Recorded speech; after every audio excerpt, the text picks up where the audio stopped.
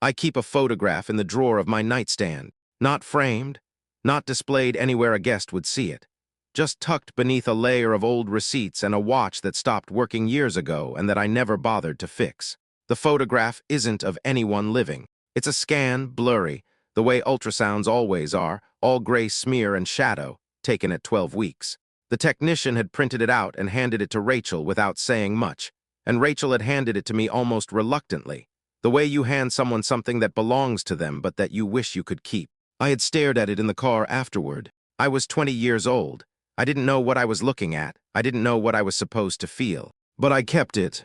I kept it through the arguments that followed, through the nights Rachel stopped returning my calls, through the slow, painful dissolution of whatever we'd had between us. I kept it through the move back to my parents' house, and the humiliation of sleeping in my childhood bedroom again at 20 years old while my life reorganized itself into something I didn't recognize.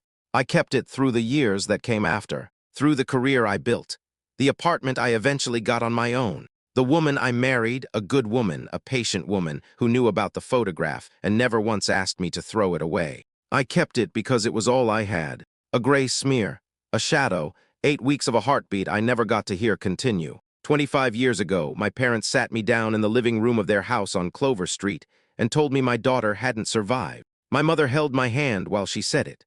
My father sat across the room in his armchair, his jaw set, his eyes somewhere past my shoulder. My mother said something about how sometimes life was cruel and there was nothing anyone could have done differently. I believed her. Why wouldn't I? She was my mother. I want you to sit with that for a moment, because everything that comes after, all of it, hinges on that single fact. She was my mother. The afternoon it all came apart started like any other Tuesday. I was in the kitchen making coffee when the doorbell rang. My wife, Diane, was out. The house was quiet. I remember the light. It was late October. That particular gray gold that settles over everything in the Midwest when the leaves have come down, but the snow hasn't arrived yet. I opened the door expecting a package. A young woman stood on my porch. She was maybe 24, 25. Dark hair pulled back. Wearing a gray coat slightly too thin for the weather, her hands tucked into her sleeves. She had the look of someone who had rehearsed something 100 times and was suddenly not sure she remembered any of it. I didn't know her. I was certain I didn't know her. And then she looked at me, really looked at me, the way people do when they're searching for something specific, and something in her face shifted, like she'd found what she was looking for and wasn't sure how to feel about that. "I'm sorry to show up like this," she said. Her voice was steadier than her expression. I almost didn't come. 3 times I drove past the house and kept going. I didn't say anything. I was waiting for her to tell me what she wanted. Packages, a wrong address, something simple. "My name is Emily," she said. And then, after a pause that felt much longer than it was, "I think you might be my father." The coffee I'd made was still sitting on the counter behind me, getting cold. I remember the shape of that silence.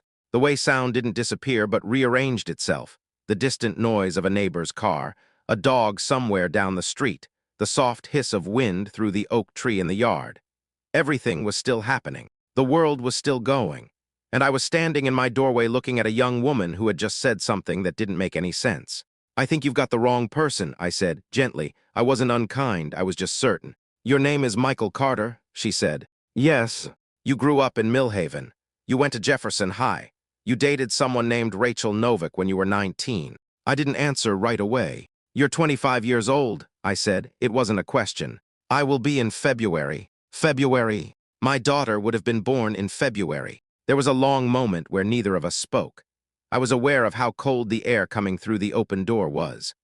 I was aware of the way she was watching me, that same careful, searching look, like she was reading something in my face she'd been trying to find for a very long time. "My daughter didn't survive," I said finally.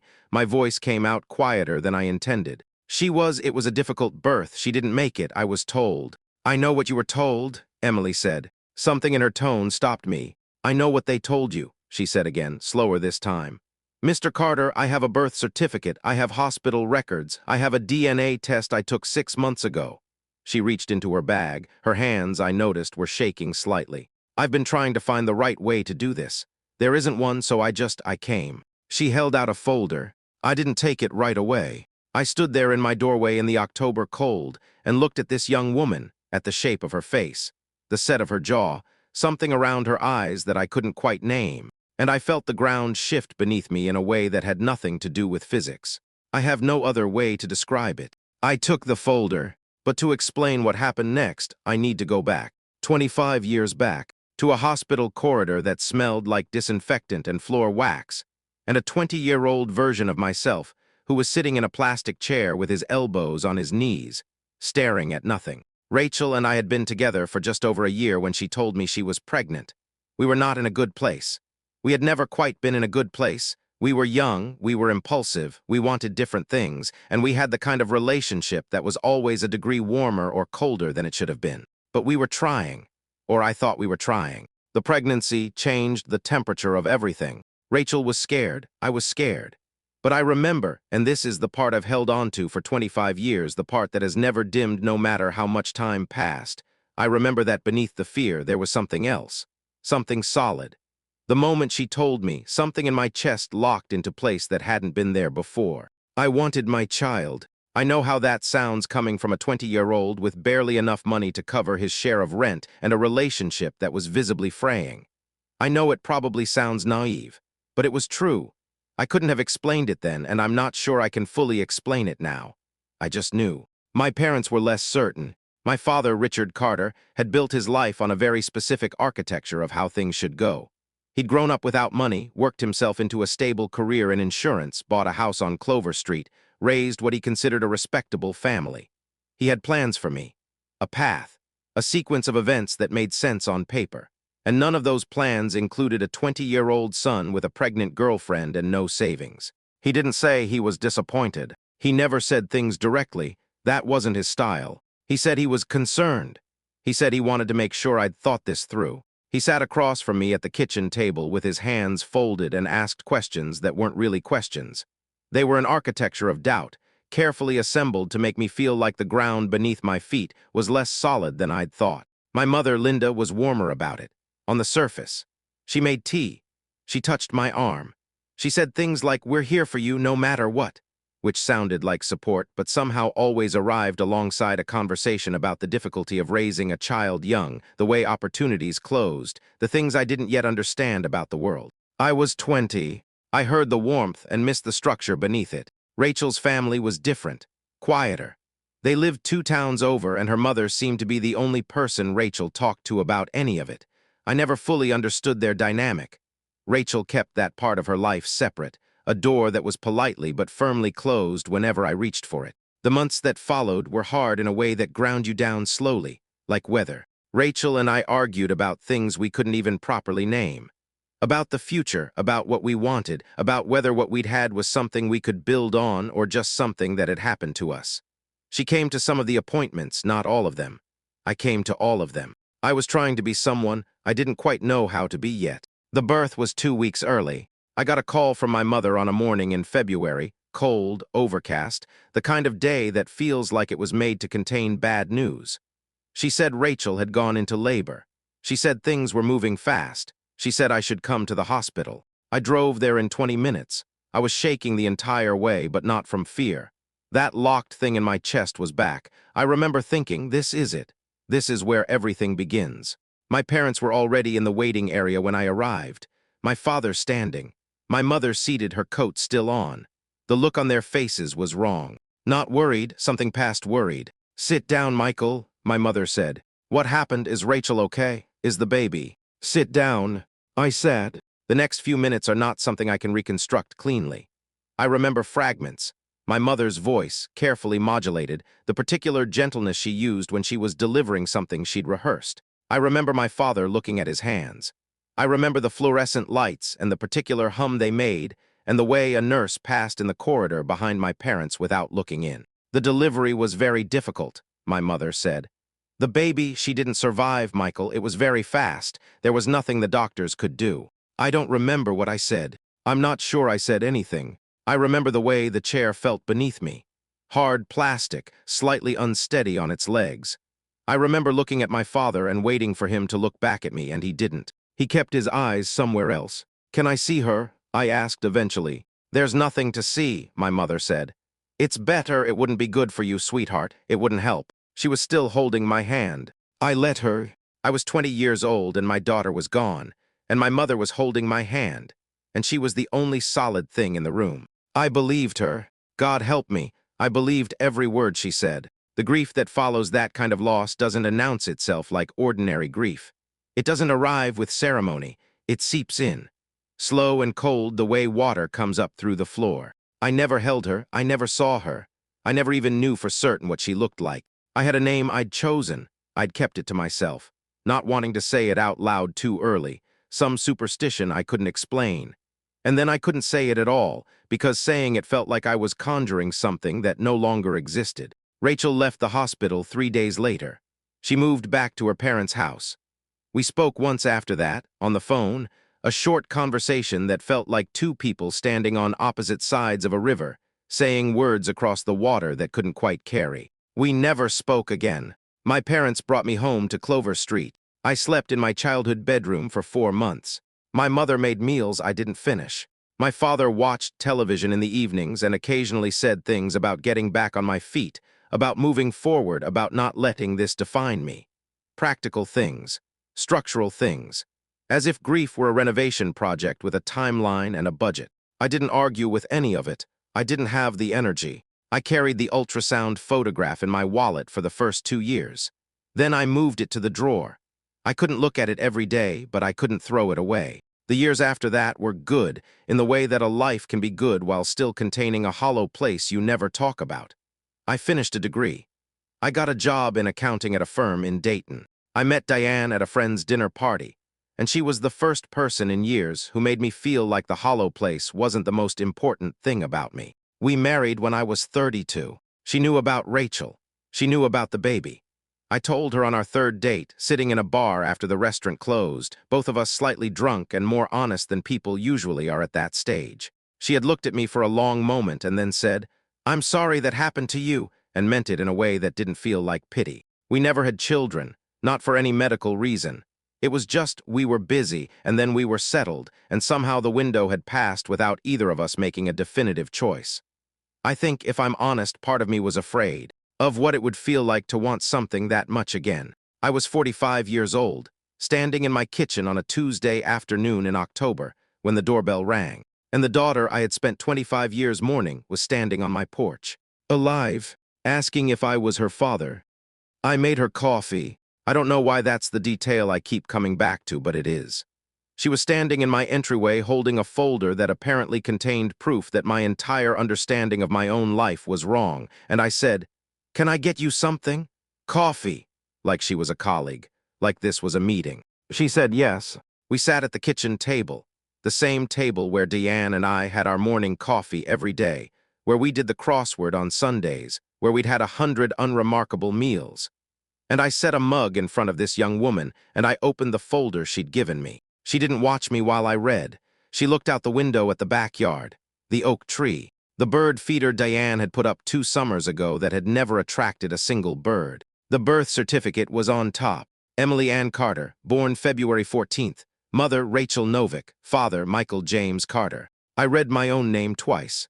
Not because I didn't recognize it, because my brain kept rejecting the context around it. "This could be," I started. "A forgery," she said, still looking out the window. "I know, keep going." The hospital records were next. Providence General, which was the hospital in Millhaven.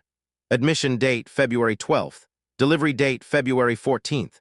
There were pages of it, clinical language, numbers, timestamps, the kind of document that doesn't leave room for narrative interpretation. A baby girl, 6 pounds, 2 ounces, an UPGAR score of 8. An UPGAR score? You don't give an UPGAR score to a baby that doesn't survive. My hand on the paper was very still. "The DNA test," I said. She slid a single page across the table. A lab report from a company called Gensure, commercial testing, the kind you ordered online. She had submitted her sample 6 months ago. She had listed me as the target individual. I stared at the percentage, 99.97. There's a particular kind of silence that isn't really silence. It's the sound of everything you thought you knew rearranging itself at speed. Like a building being demolished in fast forward, the dust cloud rising, the shape you recognized disappearing into something unrecognizable. "How did you find me?" My voice was flat, not cold, just emptied out. "I grew up knowing your name," she said. She had turned back from the window. Her hands were wrapped around the coffee mug I'd given her, not drinking it, just holding the warmth. Not as my father. As they told me you were someone my mother had known, someone who hadn't wanted to be involved. She paused. When I got older, I started to think that didn't add up. My mother, Rachel, she wasn't in the picture. She signed away her parental rights when I was 3. The people who raised me were, another pause, shorter, my grandparents, Richard and Linda Carter. The room didn't move. Everything in it held completely still. They raised you, I said. Yes. My parents. Yes. I set the papers down. I put both hands flat on the table and I looked at them. The knuckles, the slight callus on my right index finger from years of holding a pen, 45 years of hands, and I was looking at them like I'd never seen them before. Did they, I stopped, started again. Did they ever tell you about me? Emily's expression didn't change much, but something shifted behind it, something careful and practiced, the look of someone who had learned to carry difficult information without letting it show. They said you were young, she said. They said the situation had been complicated. They said you and my mother had agreed it was better for me to be with family. She said it without inflection. That's not true, I said. I know that now. I need to tell you about the years between. Not because the story lives there. The story lives at that kitchen table, with those papers, with Emily's hands around a coffee mug she never drank from. But because you can't understand the weight of what I was sitting across from without understanding what those years actually cost. The grief I carried after losing my daughter was the kind that had no community around it. There were no support groups for fathers of babies who died at birth. There were no rituals that fit, no casseroles brought to the door, no cards. The loss was real but invisible, the loss of something that had never quite publicly existed, which meant the mourning had nowhere to go. My friends didn't know what to say, so they said very little. My parents, God, were gently insistent about forward momentum, about not dwelling. My father, particularly.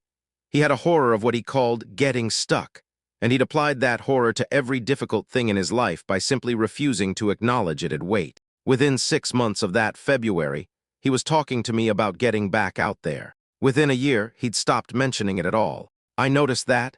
At the time, I took it as his version of respect, not forcing me to revisit something painful. Later, I would understand it differently. There were moments, across those 25 years, that I can't think about for too long without my chest doing something uncomfortable. When I was 23, I was at a grocery store on a Sunday morning, and a man came in with a little girl on his hip. She was maybe 2, maybe 3, dressed in a yellow raincoat, and she was pointing at everything on the shelves and saying, "That one, that one, that one." And he was saying, "No, no, definitely not that one." And she was laughing. I stood in the cereal aisle for longer than I should have. When I was 28, I was at a work event and someone's daughter was there. A teenager, maybe 14, helping out at the registration table. And I watched her move through the room with that particular teenage confidence that is really mostly performance, and I thought, she would be 8. And then I corrected myself. She would have been 8. I had a ritual of it. Every birthday. February 14th. Every year I'd spend some part of that day in the particular quiet of someone who is grieving something they can't describe to anyone else. Diane knew. She always made sure to be nearby on that day without making a production of it. She'd suggest a movie or a long drive somewhere. She was good at sitting beside grief without trying to fix it. My parents knew it was my daughter's birthday. They never acknowledged it, not once in 25 years. I told myself it was because it was painful for them too. I told myself they didn't know how to talk about it. I told myself a lot of things. There had been one conversation. I was 31, and I'd had a few drinks at a family dinner, and something came over me, some need to say it out loud in a room that contained other people. I brought up Rachel. I brought up the baby. I said something about wondering what she would have looked like. My mother's face went briefly somewhere I couldn't read. My father set down his fork. "Michael," he said, "I'm not trying to be morbid, there's no point to this," he said, the way he said it, not unkindly, but with a finality that sealed the room. "We can't change what happened. The only thing we can do is keep living." My mother changed the subject. I let her. I was 31 years old, and I let my mother change the subject because somewhere between 20 and 31, I'd learned that some doors in my parents' house were simply not meant to open. Now I was sitting in my own kitchen, 45, and the door had blown off its hinges. "What was it like?" I asked Emily. She looked at me. "Growing up with them," I said, "with Richard and Linda." She took a moment. She was precise with her answers, not cold but careful. Like someone who had learned to think before speaking, who had been in enough difficult conversations to understand that words once released couldn't be taken back. "It was fine," she said. They were good to me. I had what I needed. Good school, they came to things. My grandmother," she stopped. "Linda. She was warm. She was the one who helped with homework and came to the recitals. Richard was quieter. I always felt like there was something he wasn't saying. There was a lot he wasn't saying. Yes, a beat. I asked about my parents when I was young. They said my mother had been too young to care for me and that she'd agreed I'd be better off with family. They said my father hadn't been ready." She put it carefully, like she was picking up something sharp. "Hadn't been ready," I repeated. "That's what they said. And you believed them." "I was 7, she looked at me steadily. "And then I was 10, and then I was 15, and by then it had just become the story of my life. The story you grow up with gets inside you in ways you don't notice until you're trying to tell it to someone else, and you hear how it sounds." I thought about that. "How does it sound?" I asked. She was quiet for a moment. "It sounds like a little girl who grew up wondering why her father didn't want her," she said, "and who spent a long time trying not to let that mean too much." She said it simply, without drama, without accusation. Just the plain fact of it, held out like something she'd been carrying a long time and was finally setting down somewhere. I looked at this young woman at my kitchen table, the shape of her jaw, the steadiness in her eyes that reminded me of something I couldn't yet place. And I felt something tear open in my chest that I didn't have a name for. Not joy, not quite. Too much devastation still wrapped around it. But something. "I never knew you were alive," I said. My voice broke on the last word. I didn't try to prevent it. "I know," she said. "I would have." I stopped. My throat was doing something I couldn't control. "I need you to know that. Whatever they told you, I need you to know that I would have been there. I wasn't given the choice."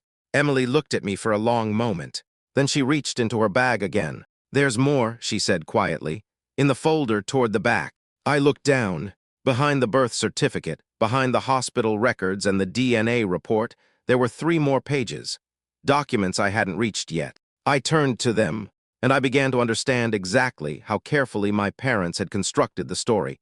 They'd spent 25 years making sure I would never question. The pages at the back of the folder were not dramatic in the way you might expect. There was no single document that said, "We lied." No confession, no memo, no letter that laid out the scheme in plain language. What there was instead was a collection of things that individually could each be explained away, and together could not be explained away at all. The first was a copy of a guardianship filing from February of the year Emily was born. Richard and Linda Carter, petitioners. The language was legal and dry, the kind of prose that had been deliberately drained of all human content. But the date on it was February 18th, 4 days after Emily's birth. 4 days. I had been sitting in my childhood bedroom, gutted, barely speaking, while my parents were in a lawyer's office filing paperwork. The second document was a letter. Handwritten on my mother's stationery, I recognized it immediately, the pale blue paper with the small floral border she'd used for years. It was addressed to Rachel, Novik's mother. The date was March, the same year. I read it twice. The language was careful, warm, even. My mother had a gift for warmth that concealed architecture. The letter expressed gratitude for Mrs. Novik's cooperation. It referenced an arrangement that was best for everyone involved, particularly the child, who deserved stability. It mentioned, almost in passing, that Michael was struggling, and that involving him further would only complicate a situation that had already been resolved. Resolved. That was the word she used. The third document was the one that made my hands go cold. It was a brief handwritten note, not even a full page, that appeared to be from Rachel herself. A few lines. The handwriting was shaky in a way that suggested either haste or distress. It said that she understood the plan, that she agreed it was better this way, that she was sorry. It was dated the day before I was told my daughter had died. I sat with that for a long time. Emily didn't rush me. She'd finished her coffee somewhere while I was reading, or maybe she hadn't. The mug was still mostly full when I finally looked up. She was watching me with an expression that wasn't quite sympathy and wasn't quite something else. More like recognition. Like she'd already been through this particular terrain and was waiting to see how I'd navigate it. "Your mother," I said. "Rachel." "I don't call her that," Emily said. "I've met her twice. We don't have a relationship." "Does she know you found me?" "I told her I was looking. She didn't try to stop me." A pause. She also didn't offer much help. Is she? She seems fine, Emily said without much feeling. She has a family. She lives in Columbus. She made a choice a long time ago, and I think she's spent a lot of years trying not to look back at it. The flatness in her voice, when she said that, was not bitterness, exactly. It was something that had passed through bitterness and come out the other side. Something settled and slightly sad, and no longer interested in the territory it had already covered. How old were you, I asked, when you started to think something didn't add up? She considered. 17, she said. Maybe 16. There was a thing at school, a family history project, the kind where they want you to make a poster with photographs and relatives and dates. I was asking Linda, my grandmother, about the family tree, and she kept steering around certain branches. I noticed it at the time, but I didn't push. You don't push when you're 16 and the people you're asking are the people who raised you. And later, when I was 21, I asked for my original birth certificate, for a passport application. Linda gave me a copy, the one they'd been using for everything, school enrollment, the pediatrician, all of it. It listed them as guardians. There was no original attached. She paused. I asked about it, and she said the original was in storage somewhere, that the copy was all I needed, that I was making this harder than it had to be. She said the last part without heat, just as a fact. It was the way she said it, Emily continued. Making this harder than it had to be, it's such a specific phrase. It puts the difficulty on you, on the person asking. Like the question itself is the problem, not whatever the question is about. She looked at her hands briefly. I filed it away, but I didn't forget it. When did you actually start looking? 2 years ago, after my grandfather died. I hadn't known my father was dead. That landed somewhere strange. Not grief, not exactly. More like stepping on a stair you expected to be there and finding empty air. He passed 2 years ago, Emily said, watching my face. Did you not know? We'd been estranged, I said, for a few years. Which was true in its way, though not for the reasons I had believed when the estrangement happened. The distance had been mine. I'd pulled back after a falling out about something I'd thought at the time was unrelated. Something about money, about a loan, about my father's characteristic certainty that he knew what was best. I didn't know he was sick. Emily nodded slowly, like she was placing something. After he died, she said, Linda seemed different, quieter. I thought it was grief. But there was also something. She started to leave things out. Photographs I hadn't seen before, an old address book. I don't know if she meant to, or if she was less careful without him there, or if some part of her wanted me to find things. I've thought about that a lot. I still don't know. What did you find? A photograph of a man, written on the back, Michael, 1998, with a date. She looked at me directly. I was born in 1999. The math wasn't complicated. Diane came home at 5:30. I had called her at 3, after Emily and I had been sitting at the kitchen table for nearly 2 hours. I told her she needed to come home. I told her it wasn't an emergency, nobody was hurt, but she needed to come home. I heard the particular silence of a spouse processing an unusual request. I'll leave now, she said. When she walked in and saw Emily at the table, she stopped in the doorway. I watched her take in the scene, the 2 coffee mugs, the papers spread across the table, this young woman she had never seen before, and me, sitting in a way that she probably recognized as something wrong. Diane, I said, this is Emily. I said the rest quickly. Not because I wanted to rush it, but because I'd been sitting with it for 2 hours, and the shape of it had become slightly more possible to hold. I told her what the folder contained. I told her what Emily had said about my parents, about growing up, about the letter on my mother's blue stationery. Diane sat down while I was still talking. When I finished, she didn't say anything for a moment. Then she looked at Emily, really looked at her, in the way Diane did when she was taking someone seriously, and said, Are you okay? I mean, are you all right? This can't have been an easy thing to do. Emily's composure slipped slightly, just around the edges. I've been preparing for it for 2 years, she said. But no, it wasn't easy. Diane reached across the table and put her hand briefly over Emily's. I watched my wife do that and felt something happen in my chest that I was going to need a long time to understand. We ordered food eventually. Neither of us had eaten. Emily stayed. The conversation that followed was not clean. Real conversations rarely are.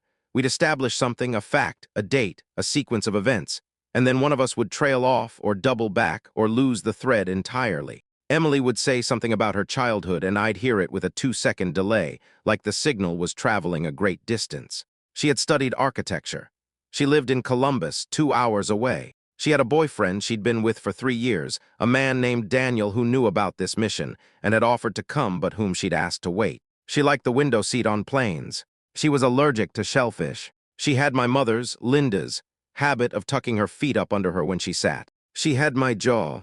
I noticed that last thing sometime around 8 o'clock, when the food was half-eaten and the conversation had found a quieter register. She was saying something about the apartment she'd grown up in, the street, a park she used to walk to on weekends.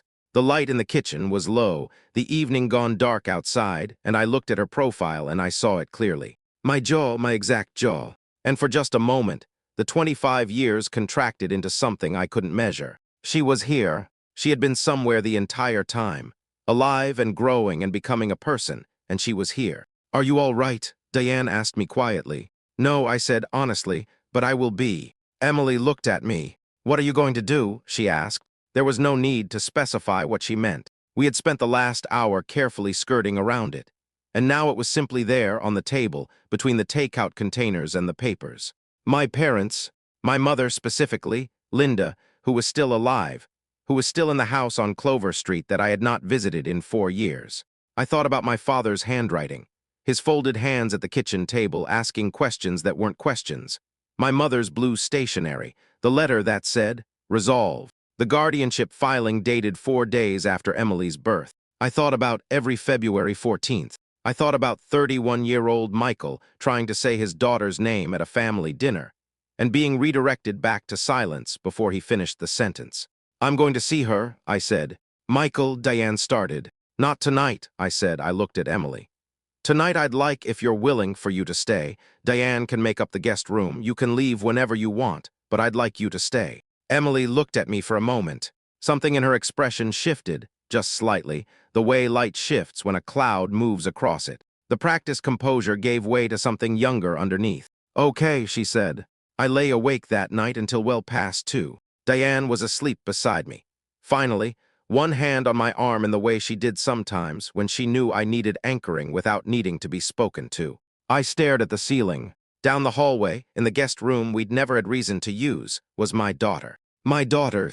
I tried the words out in the dark of my own mind, and they fit in a way that nothing in the past 25 years had prepared me for. Like a key in a lock I'd stopped believing existed. She had grown up wondering why her father didn't want her. I had spent 25 years believing she was gone. And the people who had built that reality, who had written those letters and filed those papers and sat across from me at dinner tables and handed me tea and told me sometimes life was cruel, were the same people who had watched her grow up, who had been at her recitals, who had helped with her homework, who had raised her as if she were theirs to raise. I drove to my mother's house the next morning. I didn't call ahead. I didn't tell Emily where I was going until I was already in the car. I just drove on a cold October morning through the town I'd grown up in, past the grocery store and the high school and the hospital with its clean white sign and its parking structure. Down the street I'd walked 1,000 times, until I was parked in front of a house I recognized and dreaded in equal measure. The lights were on inside. I sat in the car for 2 minutes. Then I got out. The house smelled the same. That was the first thing. Before I knocked, before the door opened, the smell reached me through the gap in the storm door. That particular combination of old wood and the lavender sachets my mother kept in every closet and something underneath that I couldn't name. The smell of a house that had been lived in by the same people for 40 years. It smelled like my childhood. I had a complicated second, standing on that porch, where my body wanted to do something my mind wouldn't allow. Some old muscle memory of this place. The relief of coming home, the particular safety of a house that had always been there tried to activate, and I shut it down. I knocked. My mother opened the door in her housecoat, 7:40 in the morning. She had a mug of tea in her hand and reading glasses pushed up on her head and the expression of someone who had been up for an hour, quietly, the way she always had been. My mother had never slept past 6 in her life. She saw me and something changed in her face. Not surprise exactly, more like a person who has been waiting for a specific thing to happen and has. In the waiting, almost convinced themselves it wouldn't. "Michael," she said. "Can I come in?" She stepped back from the door. The living room was the same. The armchair where my father used to sit was still there, angled toward the television. There was an Afghan on it, one of his, the brown and green one, that she hadn't moved. A year and a half since he died, and the chair still had his Afghan. I didn't sit down. My mother went to the kitchen and came back without her tea.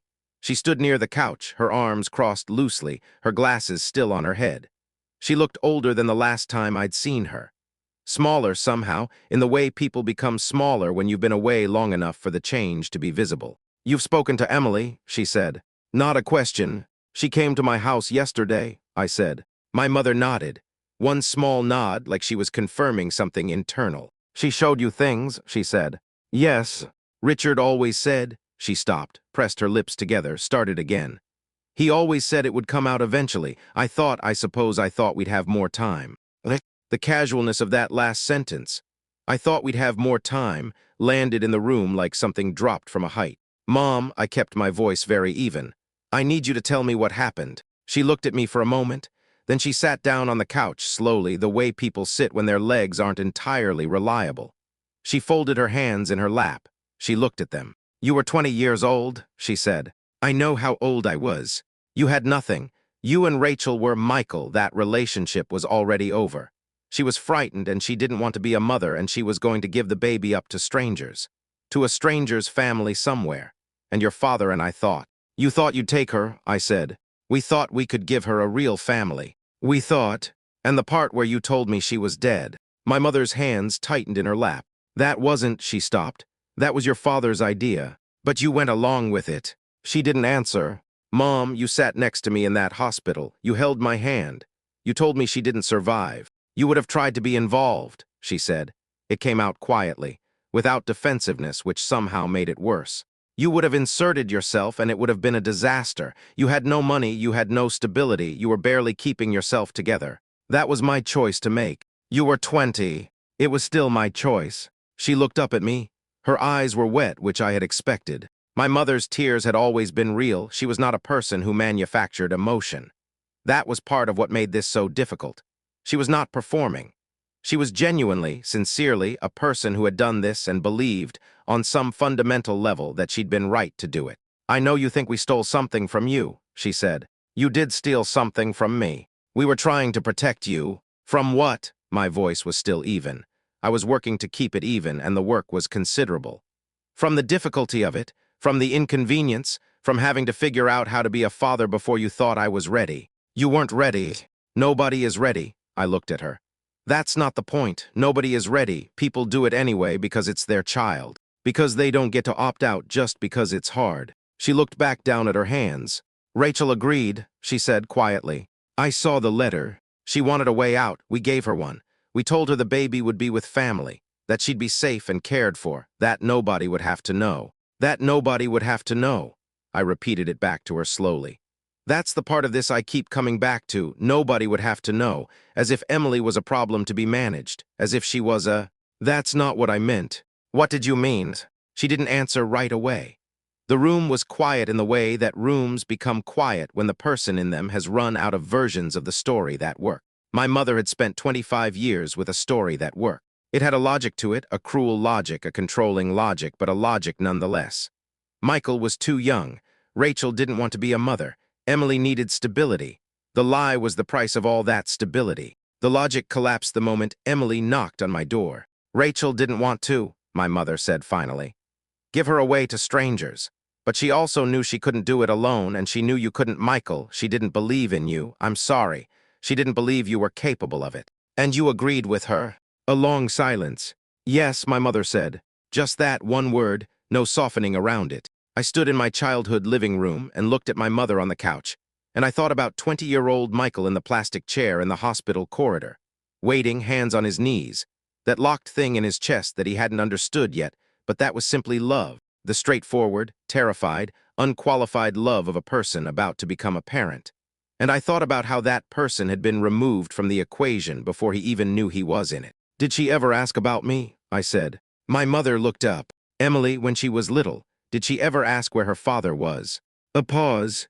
"Yes," she said. "When she was young, she asked." "What did you tell her?" My mother's jaw tightened slightly, the smallest movement. "We told her you hadn't been ready," she said. "That it hadn't been the right time. So you let her grow up thinking I chose this. We didn't want her to." "She told me," I said. "She sat at my kitchen table yesterday, and she told me that she grew up wondering why her father didn't want her. She said it like it was just a fact about herself, like it was something she'd made her peace with. A little girl who spent her whole life thinking she was someone her father had decided wasn't worth the trouble. My mother's face did something I had never seen it do before. She didn't cry. She had been close to tears since I walked in, and she didn't let them come now either. But her face collapsed inward, briefly, some internal architecture giving way. And in that moment she looked less like my mother and more like someone very old and very tired who had carried something very heavy for a very long time and had just put it down somewhere and couldn't pick it up again. "I know," she said. Her voice was barely there. "I know." I picked up my keys from where I'd set them on the side table by the door. The same side table. The same small wooden bowl where keys had lived my entire childhood. "I can't tell you what this cost me," I said. "I've been trying to find the right words since yesterday and I don't have them. I've lost 25 years. Emily's lost 25 years. That doesn't go anywhere. That doesn't get fixed." She was looking at her hands again. "What I can tell you," I said, "is that you didn't protect me from losing my daughter." I paused. "You made sure I lost her." My mother didn't say anything. I opened the front door. The morning air came in, cold and clean, and I stood in the doorway of my childhood home for a moment, looking out at the street where I had learned to ride a bike and come home from school and spent 20 years building the assumption that the people inside this house would never deliberately cause me damage. Then I walked to my car. I drove home. Emily was in the kitchen when I got there. She'd made coffee she'd found where we kept things quietly without being asked. She was standing at the counter with a mug when I came in, still in the clothes she'd worn the day before, her hair pulled back. She looked at me. "How was it?" she asked. I set my keys down. "She didn't deny it," I said. Emily nodded slowly. We stood in the kitchen in the morning light, the two of us, and something passed between us that didn't require language. The recognition of people who have been through the same damage from different angles. The particular understanding of two people who are still, somehow, standing. "What do we do now?" she asked. I looked at my daughter. "We figure it out," I said. "Together if that's something you want." She wrapped both hands around her mug. "That's why I came," she said. 3 months have passed since that Tuesday in October. I've been trying to figure out how to tell this story in a way that's honest, not just about what happened, but about what it feels like now. And the honest answer is that it doesn't feel like resolution. Not the way resolution is supposed to feel. It's messier than that. More tentative, more real. Emily and I talk on the phone every few days. She drives up from Columbus on weekends sometimes. We've established a rhythm that neither of us has a name for yet because there's no existing template for what we are to each other. She's my daughter.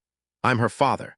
But we've been strangers for 25 years, and you can't just overwrite that with biology and goodwill. You build something new, slowly, the way you'd build anything that needed to last. The first few weeks were the hardest. There was so much we didn't know about each other, and the not knowing was layered. Because it wasn't the ordinary not knowing of two people who have never met. It was the not knowing of two people who should have met, who had been prevented from meeting, which gave every gap a specific kind of weight. Every conversation where I learned something new about her, her degree, her work, the apartment with the bad heating she'd lived in through 3 winters because she loved the light. Every one of those things arrived alongside the shadow of having missed it. The story existed. I just hadn't been in the room while it happened. Diane has been extraordinary throughout all of this. I need to say that clearly. She did not make this about herself. She did not require processing time that she wasn't entitled to. She made room, quietly and without announcement, the way she had always made room, and I understood, watching her do it, exactly why I had chosen her. She and Emily had dinner alone one evening, the two of them, while I drove to the hardware store for something I didn't particularly need. I'm not sure what they talked about. I didn't ask. When I came home, they were still at the table, and the feeling in the room was different.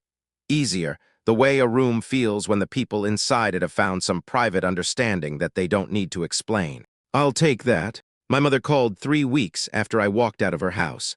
I let it go to voicemail. Then I listened to the message, alone, in the car in a parking lot because I didn't want to hear it inside the house. She said she was sorry. She said she understood if I needed time. She said she wanted me to know that she had loved Emily, that she did love her, that nothing about what she'd done had come from not caring. She said she understood if that didn't help.